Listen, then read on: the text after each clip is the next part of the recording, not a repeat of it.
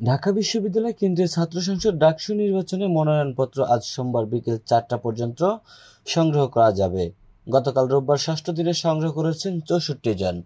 একই দিনে বিভিন্ন হল সংসদের জন্য মনোনয়ন নিয়েছেন আরও 108 জন।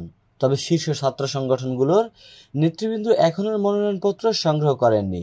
এখন পর্যন্ত ভিপি পদে 19 জন, জিএস পদে 2 জন, এজিএস পদে 5 জন, সম্পাদক পদে 44 জন এবং সদস্য পদে 55 জন মনোনয়ন নিয়েছেন বলে জানান ডাকসুর প্রধান নির্বাচন কমিশনার অধ্যাপক ডক্টর মোহাম্মদ জসিমউদ্দিন।